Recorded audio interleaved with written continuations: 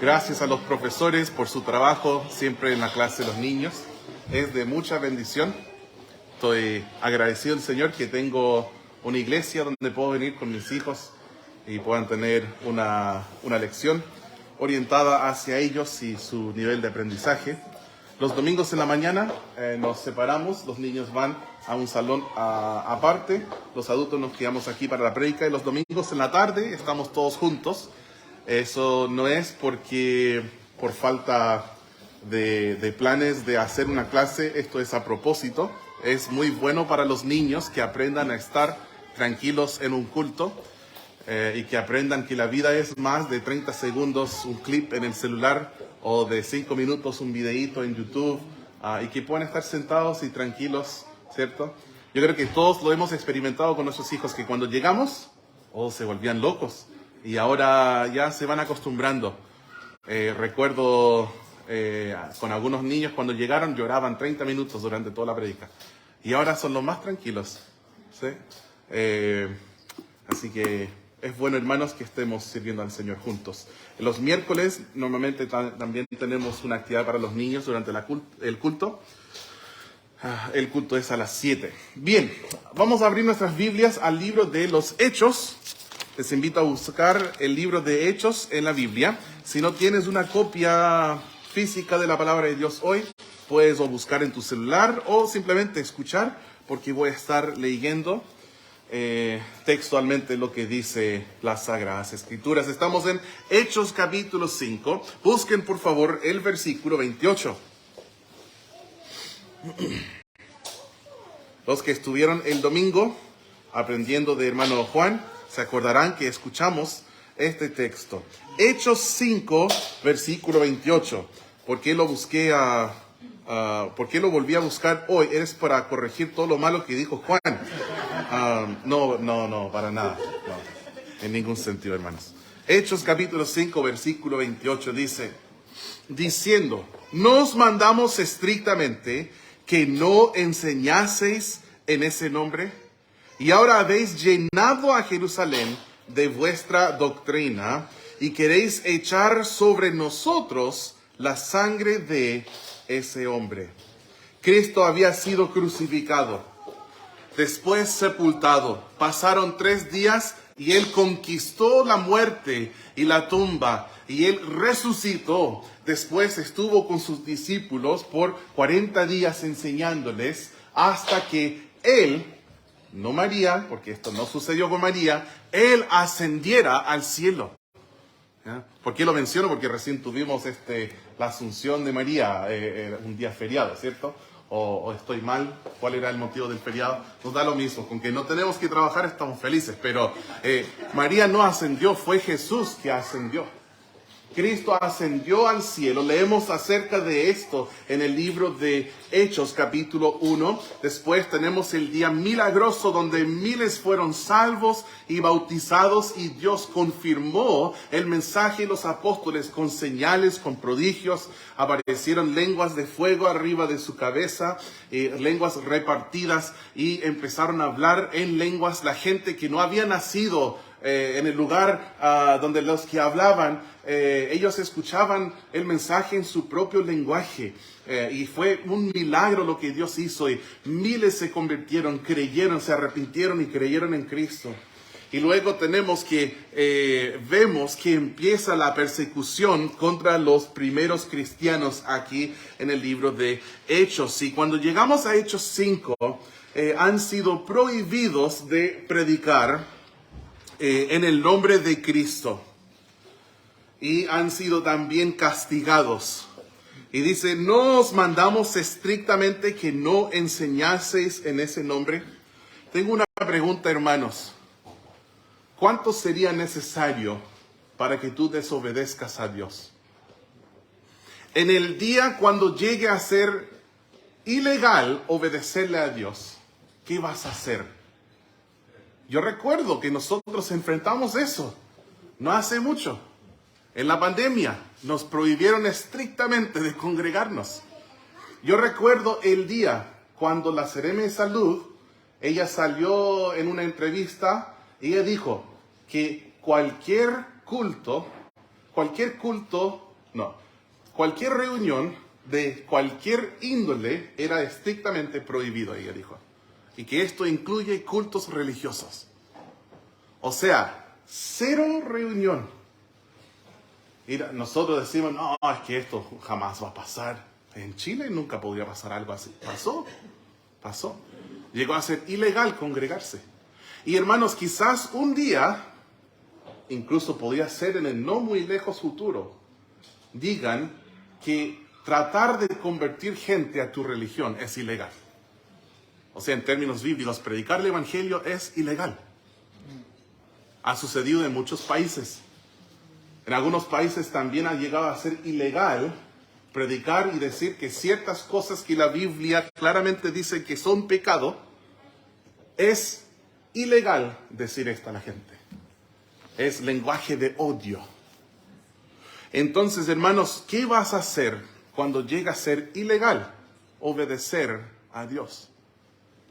Ellos, en este momento, vemos que dijeron es necesario obedecer a Dios antes que a los hombres. Nosotros vemos que sí existen autoridades terrenales. La Biblia nos habla de diferentes autoridades terrenales. Pero Dios es la suprema autoridad. Y Él delega autoridad a otros. Y la autoridad que otros tienen, por ejemplo, los papás sobre sus hijos, esa autoridad solo llega hasta cierto punto. En el momento que un papá le diga a su hijo hacer un pecado, este papá ha infringido la autoridad de Dios. Y su autoridad no es superior a la autoridad de Dios. Por lo cual es necesario obedecer a Dios antes que a los hombres. Es como si tú dejaras a tu hijo mayor cuidando a los niños. Y después tú vas y dices a los chicos, obedece a tu hermano. Él tiene la regla ahora. Nosotros nos vamos, tienen que obedecer a su hermano. Y se van. Y tú tienes una regla. Que los niños no pueden meterse al computador sin mamá o papá. No se puede. Después el hermano mayor dice, anda a la pieza mamá y tráeme su computador. Quiero ver Netflix. En ese momento, ¿qué debe hacer el niño chico? Debe decir, no, porque mamá dice que no podemos. O sea, la autoridad superior siempre tiene la razón antes que la autoridad delegada. Entonces, aunque un marido, que si la Biblia habla de ser sumisa a su marido, si un marido le dice a su esposa hacer algo que es pecado, nunca debe obedecer a su esposo. Siempre a Dios antes que al hombre. Siempre. Un pastor, la Biblia dice, obedeced a vuestros pastores. Juan lo mencionó la semana pasada. Si un pastor te diga hacer algo que es pecado, no debes obedecerle, nunca. Antes, Dios primero, antes que los hombres. Bueno, hermanos, aquí en este contexto está la acusación, y ojalá nos acusaran de esto también. Dice a los discípulos de Cristo, en el versículo 28, ahora habéis llenado a Jerusalén de vuestra doctrina. No sé de ustedes, pero cuando yo tomo un vaso de una bebida, quizás mi bebida favorita, Fanta Cero, con hielo, siempre con hielo, no importa si está nevando afuera. Yo lo quiero lleno, no lo quiero mitad, ¿cierto? Lo quiero lleno. Póngale más, sí, diga, póngale más. Y aquí el Señor nos dice a nosotros que les acusaron a los apóstoles y los discípulos de haber llenado a Jerusalén con su doctrina. Hermanos, yo no quiero que ninguna persona en Coyhaique pueda decir, jamás he escuchado acerca de la salvación en Cristo. Jamás he escuchado que Cristo murió por mis pecados y que fue sepultado y resucitó al tercer día. Yo no quiero que ningún niño, que ningún adolescente, que ningún joven, que ningún adulto, que ninguna persona de tercera edad pueda decir, yo nunca he escuchado. Yo quiero que nos acusen de lo mismo. Wow, esa iglesia, ellos han llenado Coyhaique con su doctrina. Y no con doctrina de hombres, doctrina de los apóstoles. Miguel, ¿me hace el favor de cerrar la puerta atrás? Ahí es como escapar todo el calor. Y hermanos, ¿cómo es posible que esto haya sucedido? ¿Se acuerdan cuando Cristo murió? Estaban reunidos los apóstoles, los discípulos en el aposento alto, por temor a los judíos. Y ahora están dispuestos a sufrir persecución. Están dispuestos a que les peguen, que les encarcelen, que les manden. No pueden predicar en este nombre. Y ellos vuelven a sufrir de nuevo. Y con gozo, porque fueron tomados por dignos de sufrir por Cristo. ¿Qué pasó? Cristo resucitó. Cristo resucitó. Esto es lo que hizo toda la diferencia. Entonces su mensaje se completó. Porque hasta aquel entonces era así. Bueno, teníamos el Hijo de Dios con nosotros y todo iba muy bien. Y íbamos a quizás tener una revolución política aquí contra Roma para ser librados como los judíos. Y de repente el Hijo de Dios, después de haber hecho muchos milagros, murió. Y por 3 días, hasta ahí llegó el mensaje de ellos. Y qué triste sería para nosotros como creyentes volver a ese mensaje. Decir a todo Goyay que Cristo murió por ti. Qué triste mensaje sería este, porque es muy incompleto. Pero es el mensaje hoy en día de muchas religiones que se llaman cristianas. Todo el mundo le dicen: Cristo murió por ti, Cristo murió por ti, Cristo murió por ti.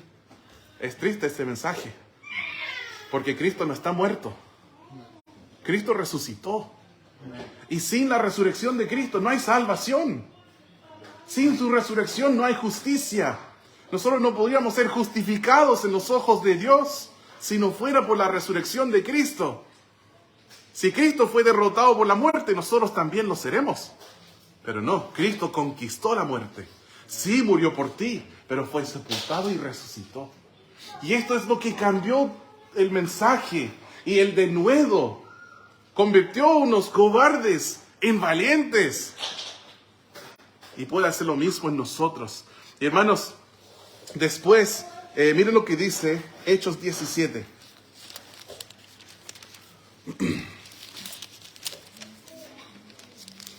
Hechos 17, quiero leer el versículo 6.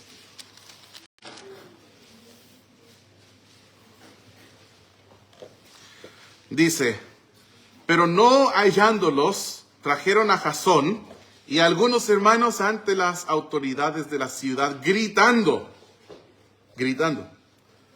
estos que trastornan el mundo entero, también han venido acá.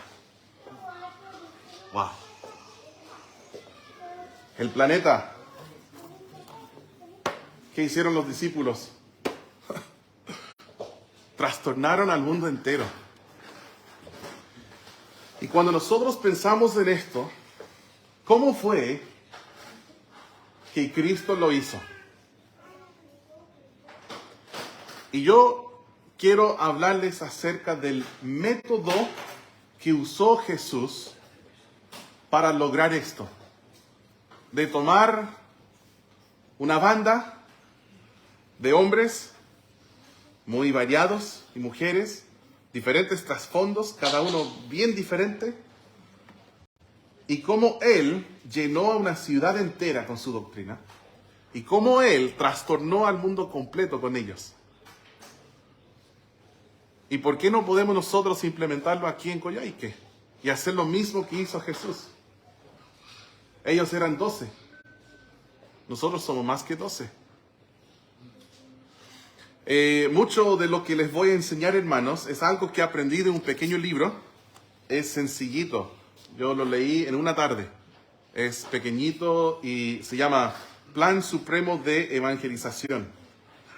Y es lo que él procuró hacer, el autor, era estudiar el Nuevo Testamento para ver qué fue la filosofía y método de ministerio de Cristo, para que nosotros pudiéramos aplicarlo, imitarlo el día de hoy. Entonces, no he sido el mejor ejemplo y no he logrado todo lo que deseo, pero ha sido mi anhelo replicar la manera de trabajar de Jesús. Y es lo que hemos hecho en Coyhaique. Y es lo que deseo, hermanos, que podamos replicar en otros lugares. Él comparte 8 palabras. Entonces voy a ir enseñando cada una de las palabras. La primera es selección. La segunda es asociación. La tercera es consagración. 4, comunicación. 5, demostración. 6, delegación. 7, supervisión. 8, reproducción. Empezamos con esa primera palabra, la palabra selección. El método de Jesús es personas. Este es el método de Cristo. Dios fácilmente pudo haber escrito en el cielo el Evangelio para que tú leyeras, cree en el Señor Jesucristo y serás salvo. Pero no escogió esto. Cristo escogió personas, hombres y mujeres, para hacer la gran comisión. Este es su método. Quizás tú conoces una frase muy citada de un autor de días pasados llamado E.M. Bounds. Él dijo esto: la iglesia está buscando mejores métodos. Dios está buscando mejores hombres. Yo encuentro que las iglesias buscan, cada cuantas décadas, buscan una nueva ola de filosofía, de ideas, de conferencias, que, sí, esta va a ser la conferencia y que con esta conferencia y nuestro método, tu iglesia va a crecer y vamos a poder hacer grandes cosas. Pero hermanos, Dios no está buscando mejores métodos. El método está aquí. El modelo está aquí.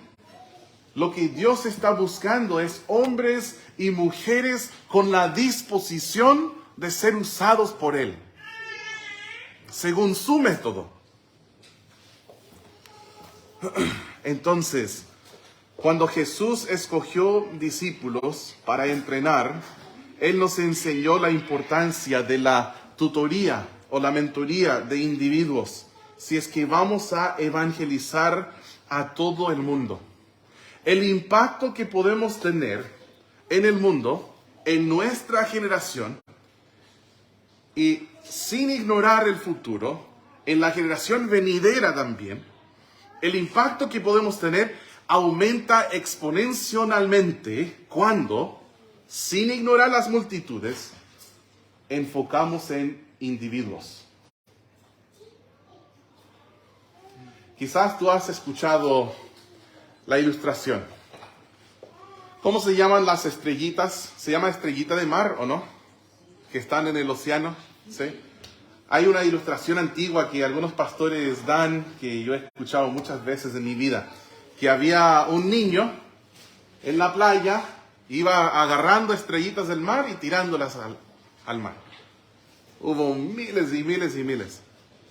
Y viene un caballero y le dice, como riéndose del niño, tú no puedes salvar a todas. Él dijo, es cierto, pero puedo hacer una diferencia para esta, y para esta, y para esta también. Hermanos, cuando pensamos en los miles de millones que hay en nuestro mundo, yo sé que la tarea que tenemos de evangelizar al mundo entero, parece que no podemos hacer nada. ¿Cómo voy a yo lograr impacto? Quizás no puedo cambiar a 7 billones, pero sí puedo hacer una diferencia en la vida de este, y de este otro, y de este otro. Individuos. Sí, Cristo pensó en las multitudes, sí. Pero Jesús siempre tenía con Él individuos. Y Él derramaba derramaba su vida en ellos, enseñándoles. Y este potencial exponencial, hermanos, se puede comparar a la diferencia que hay entre una ampolleta común y un láser poderoso. Tú prendes una ampolleta y sí da luz mientras esté prendida, ¿cierto? Pero se apaga y ya pasó. Oscuridad de nuevo. Si nosotros vamos a servir al Señor y pensamos solo en multitudes, tratando de ser una ampolleta siempre para todo el mundo, pero jamás tenemos tiempo para un individuo, vamos a ser como esa ampolleta, que se prende, muere y se apaga y nunca afecta a nadie. Pero ¿cuál es la diferencia entre una ampolleta común y corriente y un láser? Concentración. Porque un láser no es nada más que luz, pero es luz concentrada en un punto. Y se prende ese láser.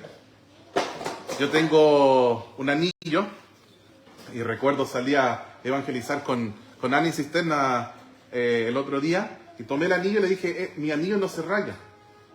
Y yo después en el cemento le hice así. Y él dijo, no, pastor, no.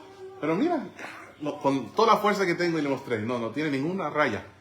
Y para limpiar, está tan nuevo como el primer día. Está hecho de tungsteno. Y es muy fuerte el tungsteno. Y la única manera de grabar ahí es con láser. Pero el láser es muy fuerte. Muy, muy fuerte. Y puede lograr grandes impactos. ¿Y sabes qué? Cuando se apaga un láser, ¿qué sucede? El impacto que logró sigue. Está ahí todavía. Hay un hoyito. Logró hacer algo. ¿Por qué? Por la concentración. Cuando tú escoges las personas para quienes serás mentor, entonces estás escogiendo aprendices. Un discípulo es un aprendiz. Y el llamado de Jesús es un llamado al discipulado. Él dice, venir y aprender de Él. Nuestro trabajo, hermanos, nuestro trabajo no es escoger eruditos, no es escoger gente que les miramos y como el mundo se impresiona con todas sus habilidades y potencial, escoger la gente así, no.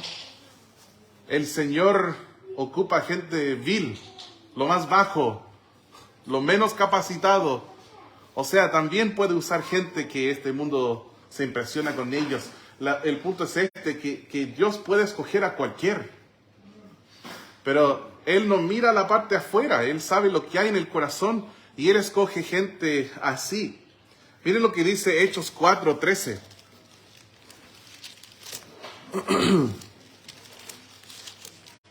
Hechos 4, versículo 13.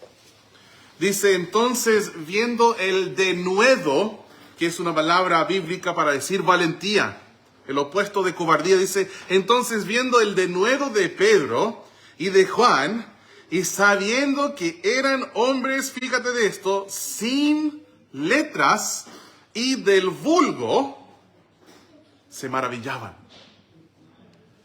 Y les reconocían que habían estado con Jesús. ¿Qué quiere decir que Juan y Pedro eran hombres sin letras? Significa que no tenían educación. ¿Qué significa de vulgo? La palabra vulgar hoy en día suele significar como insolente, palabras sucias. Pero en su sentido más antiguo y más puro, la palabra vulgar significa común.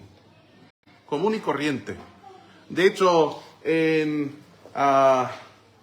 antiguos días, como en la Inquisición, por ejemplo, de la Iglesia de Roma, y mataban gente por convertirse a Cristo y mataban a gente por tener la Biblia, en aquellos tiempos era prohibido traducir la Biblia a los lenguajes vulgares.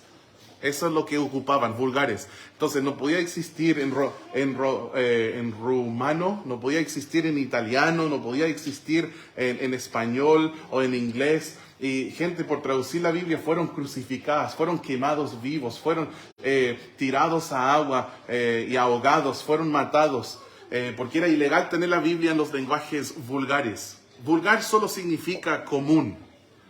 Entonces cuando dice que eran hombres del vulgo, está diciendo que no eran nada especial. No, eran sin letras, quizás significa que no habían terminado sus estudios. Eran del vulgo, quizás hablaban como con un lenguaje callejero. Quizás eran el tipo de persona que habrían dicho, ¿yo? ¿Servir a Dios? No. Yo ni terminé mi enseñanza media. ¿Yo? ¿Servir al Señor? No, es que yo ni sé leer. Pero ¿saben qué? Dios no está buscando gente que sabe leer. Él está buscando gente que tiene tanta hambre y sed por la palabra de Dios que si no saben leer, piden a alguien bajar una aplicación de Biblia para que puedan escuchar la Biblia en audio. En vez de hacer excusas, de ver la manera de cómo buscar a Dios y cómo servirle y escucharlo en el celular. ¿Qué dijo? Lo vuelvo a poner atrás. Oh, eso está muy bueno. Oh, está muy bueno eso. Hasta memorizarlo. Y después ir al vecino y decirle, ¿sabes lo que vi en la palabra de Dios hoy? Déjame enseñarte. Ese tipo de persona que Dios está buscando. No la gente que impresiona. No, Dios no está buscando gente impresionante. Está buscando gente dispuesta. Gente que puedan venir ante Él. Y como Moisés, que tenía la vara en su mano, decir, Señor, aquí tengo una vara. ¿Cómo te puedo servir con esto? Después Dios lo usó maravillosamente a esa vara. Partió el mar con esa vara. Esa vara se convirtió en una serpiente. Esa vara tuvo brotes. Dios usó esa vara en gran manera. No sé qué tienes en tu mano, pero quizás es nada más que una varita. Pero si la presentas a Dios, puede hacer grandes cosas. Y esto es lo que Él busca. No gente de posición, gente de disposición. Hay una frase antigua, quizás la conoces, que dicen, Dios no llama a los capacitados, capacita a los llamados. O sea, Él no está buscando gente que uno diría, de miles, wow. Ella sí podría ser una verdadera sierva de Dios. Porque, mira, que tiene plata, que tiene mucha educación, wow, ella sí. Ella, gran músico, ella, mira a sus padres, mira a su barrio. Ella sí, ella realmente. No, el mundo mira por cosas así, pero Dios no mira esto, Dios mira el corazón. Y da lo mismo de dónde eres o qué tienes, lo que Él quiere es una persona dispuesta a consagrarse a Él. Entonces, dice aquí, eran hombres sin letras y del vulgo. Pero quiero que veas qué es el verbo que describe cómo la gente reaccionó viendo a Pedro y Juan. Dice, se maravillaban. Con la boca así. Mirando a Pedro y Juan. ¿Y qué fue el detalle que les llamó la atención? Miren la última frase del versículo. Dice, reconocían que habían estado con Jesús. Entonces Cristo selecciona a la gente, los discípulos, pasa una noche entera orando y después escoge a sus discípulos y decide tener a ellos como hombres fieles en que Él puede invertir. Como dice Pablo en 2 Timoteo 2:2, lo que has aprendido de mí ante muchos testigos, esto encarga a hombres fieles que sean idóneos para enseñar también a otros. Y es lo que pasó. Cristo en Pedro. ¿Pedro perfecto? No, para nada. De hecho, cuando Cristo fue crucificado, lo negó. Pero Cristo nunca tiró la toalla con Pedro. Y luego en el día de Pentecostés, Pedro predicando, y miles se convierten. Pedro, hombre del vulgo, sin letras. Pedrito, apóstol de Jesucristo. Luego en Hechos 5 vemos la valentía de Pedro. Vamos a obedecer a Dios, no a los hombres. Un gran líder en las primeras iglesias. La gente se maravilló de Pedro. Cristo seleccionó a Pedro y después invirtió en él.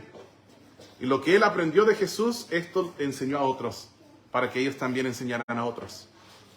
Y nosotros también, lo que hemos aprendido de Cristo, lo que hemos recibido, podemos luego invertir esto en otros. Una de las cosas más poderosas que puedes hacer para que tengas hombres y mujeres para entrenar es orar. Antes de que Cristo escogiera a los suyos, pasó una noche entera orando. ¿Saben que nosotros nos damos cuenta que hace falta obreros? Necesitamos obreros para X ministerio, para este otro. Y pensamos con toda nuestra creatividad cómo hacer a la gente comprometerse. Y hacemos campañas, llamadas, escribimos, dejamos una lista afuera, anótense si quieren ayudar con esto. Y hacemos muchas cosas y lo único que no hacemos es orar. Pero ¿qué dice el Señor? Dice que la mies es mucha, los obreros son pocos. ¿Qué nos dice? Rogad pues al Señor de la mies que envíe obreros a su mies. Tú quizás miras a tu vida, miras a tu cosecha. ¿Estás llevando fruto para glorificar a Cristo? ¿Estás ganando otros a Cristo? ¿Tienes gente que se está convirtiendo a Jesús, luego entregando sus vidas a Él y siguiéndole, siendo consagrados a Él? Cristo quiere eso. Él no quiere que seamos como el hígado, que Él llegó, no, la higuera, hígado, hermano Juan, nunca me van a dejar de olvidar esto, el hígado. Él llegó y encontró a la higuera y quiso fruto y no tuvo fruto. ¿Y qué hizo? Maldijo, para que nunca volviera a tener fruto esa higuera. Cristo no quiere que seas así, como esa higuera. Cristo quiere que lleves fruto, mucho fruto. Y fruto que abunda, fruto que permanece para su honra y su gloria. Entonces mi pregunta es esto. Mirando a tu vida, mirando en el espejo, ¿hay gente que tú estás ganando a Cristo? ¿Que estás enseñando a vivir sus vidas para Él? ¿Que estás tomando por la mano y llevándoles a la madurez espiritual? Quizás dirías, ahora que lo pienso, no. ¿Por qué? ¿Por qué mi cosecha está tan seca? En realidad puede haber muchos motivos bíblicos y lo podemos estudiar. Lo más importante es Juan 15, donde Cristo dice, permaneced en mí. Porque si no permanecemos en Él, no podemos llevar fruto. Lo principal es lo que nos decía Juan, que nosotros tenemos una comunión diaria con el Señor, que caminemos con Dios. Y así permaneciendo en Cristo, podemos ser fructíferos. Pero otra cosa que yo les sugiero en ese momento, quizás nunca has orado. Quizás dice, pero yo camino con Cristo, leo su palabra, oro, me congrego, quiero hacer su voluntad en mi vida y aún así no veo fruto. Quizás es porque nunca has dicho, Señor, manda obreros. Dame a alguien. Hay un himno antiguo que hace un tiempo lo aprendí para poder agregarlo a nuestro nuevo cancionero. Que habla de, Señor, dame un alma, dame un alma. Tú puedes orar al Señor, Señor, dame un alma. Como el salmista que oró y pidió que Dios le diera por herencia los confines de la tierra. Tú puedes orar. Es lo que yo hice cuando vine a Coyhaique en 2007, 2008. Yo vine y fui al Mirador Marchand y dije, Señor, dame Coyhaique por herencia. Yo quiero todo Coyhaique. Tú también puedes pedir al Señor por almas y por discípulos para que puedas ganar a otros y reproducirte en otros. Es la idea del libro, dice el Plan Supremo de Evangelización. Y él dice en el libro que siguiendo ese modelo de Cristo, de seleccionar a otros y luego enseñarles y reproducirte en ellos para que ellos luego sigan el trabajo. Cuando tú ya no estás, cuando se apaga tu luz, la luz sigue. tú también puedes hacer un impacto, un gran impacto. Él dijo que sus discípulos iban a hacer aún más grandes obras que Él. Cristo nunca salió de la región de Jerusalén y de Israel, de Judea, Samaria.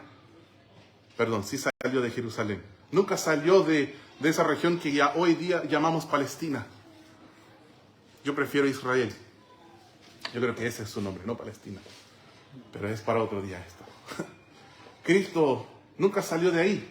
Entonces, ¿cómo llegó su evangelio a la Patagonia? Por sus discípulos. Por sus discípulos. ¿Y cómo va a seguir expandiéndose aquí en la Patagonia? Por sus discípulos. Este es el plan del Señor. El primer punto es selección. Cristo escogió a sus discípulos. El segundo punto es asociación. Asociación. Busquen por favor Marcos capítulo 3. Marcos 3.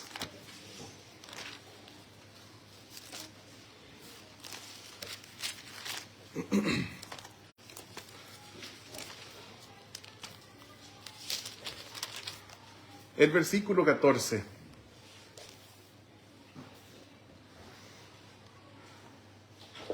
Marcos 3:14 dice: y estableció a 12 para que estuviesen con él y para enviarlos a predicar. A veces, hermanos, estamos tan orientados al ministerio y al trabajo del ministerio que leemos el versículo 14 y vemos esto. Cristo escogió a 12 para mandarlos a predicar. Pero eso no dice así. Dice que estableció a 12 para que estuviesen con él y para enviarlos a predicar. Hay muchos peligros en poner a un novato o neófito, como dice la Biblia, como pastor. En 1 Timoteo 3 lo prohíbe.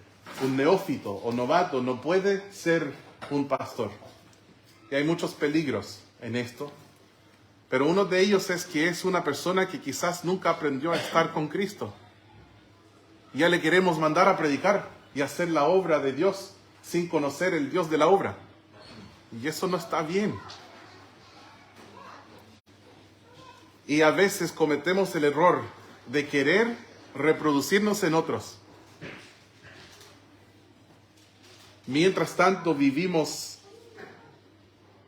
en un palacio de vidrio, alejado de todo. Pero tú no puedes hacer un impacto en la vida de la gente así, a distancia. No, tenemos que estar con la gente. Esta es la base del método de discipulado que usó Jesús. ¿Cuál fue su base? ¿Cuál fue la cosa principal que hizo toda la diferencia? Este aspecto de estar con la gente. Es lo que convirtió a hombres sin educación e ignorantes en hombres que transforman al mundo entero. Cuando pienso en ser fructífero como creyente, yo siempre pienso en Juan 15. ¿Y cuál es la clave? Cristo dice, permanece en mí.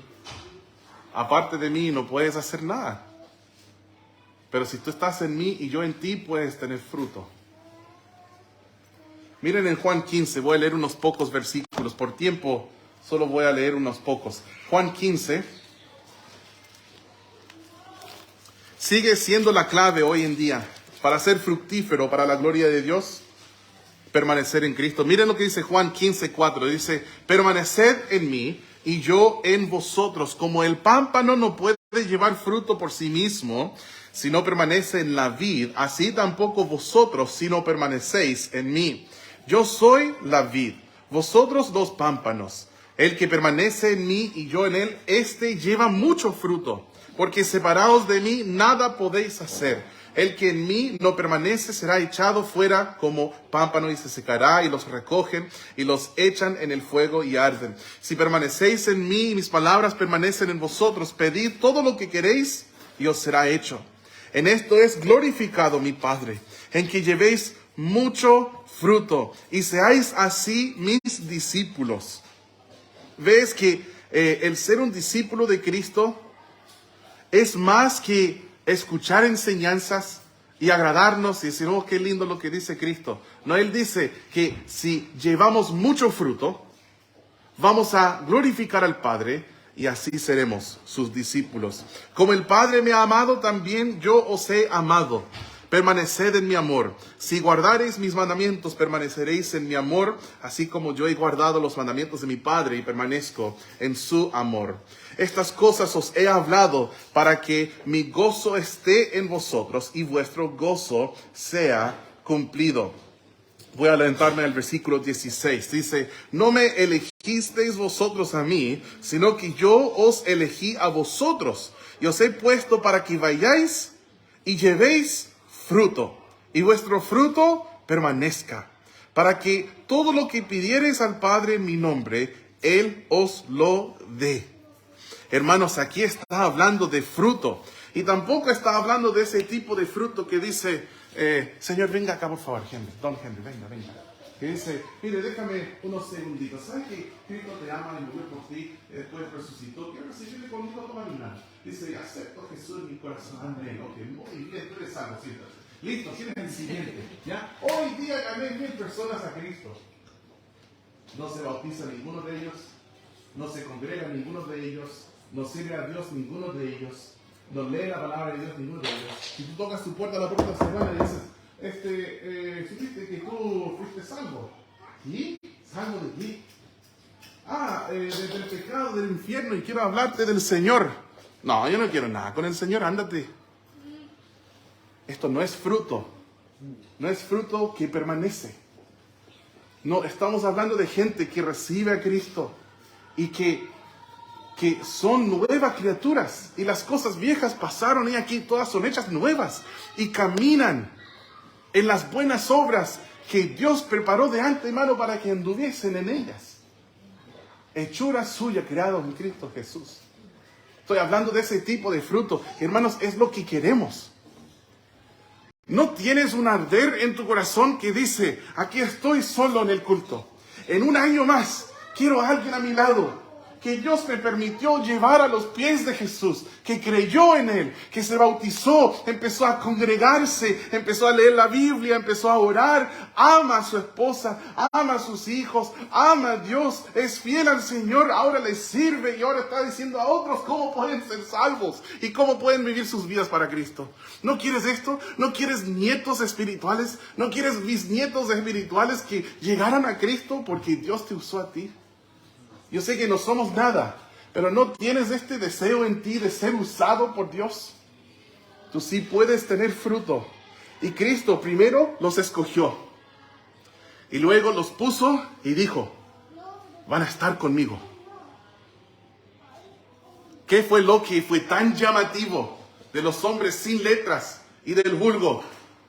¿Por qué se maravillaban? Dice, y les reconocían que habían estado con Jesús. Estuvieron con Cristo. Y sigue siendo lo que hace la diferencia en nosotros. Cristo dijo, he aquí, estoy con vosotros todos los días hasta el fin del mundo. ¿Cómo puedo yo hacer discípulos? Dice Mateo, el versículo, Mateo capítulo 28, 20 y 19, 20, dice, ir y hacer discípulos a todas las naciones bautizándolos. Y dice, toda la gran comisión. Y al final Cristo dice, estoy con vosotros. ¿Qué hace la diferencia en mi vida? En la gran comisión Cristo está conmigo.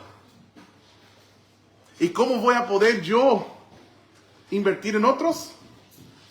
Estando con ellos.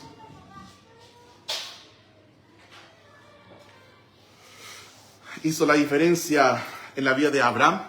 La Biblia dice que Dios estuvo con él. Hizo la diferencia en la vida de José. ¿Se acuerdan? Cuando José estaba en la casa de Potifar, Dios le prosperó grandemente, dice, y Dios estuvo con él. Jehová estuvo con él. Hizo la diferencia, estuvo con él. hizo la diferencia con Moisés, Él estuvo con él.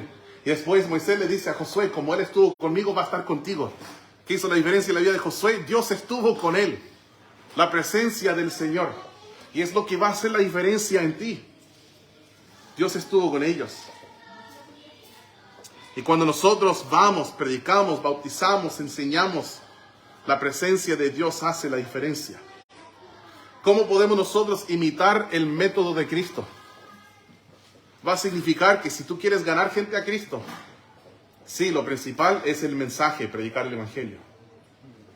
Pero después, ¿qué? Presencia. Estar con ellos. Yo recuerdo en 2012, dejé un tratado en la casa de Luis y un CD. Después me llamó y mi español fue aún más terrible en aquel entonces. Y él me llamó y yo no entendía casi nada y dije, ¿dónde vive usted? Y él dijo, María Donoso, ¿era? ¿No? María Donoso, buena memoria, ¿no? ¿Qué número? 3277. Y sin duda le dije, ¿qué? 3277. ¿Qué? 3277. ¿Qué? Y finalmente lo anoté. Dije, ¿puedo ir a verlo? Y dijo que sí. Llegué a su casa. Y empezamos a pasar tiempo juntos.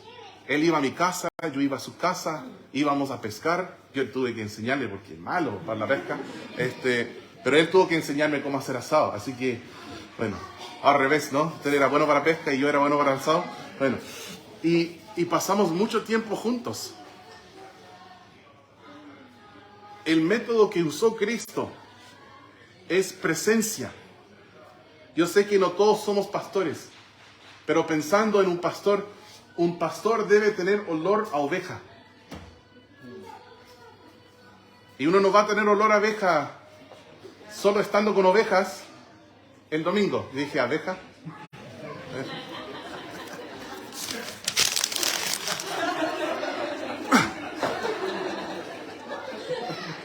El próximo va a ser un combo para nuestras visitas.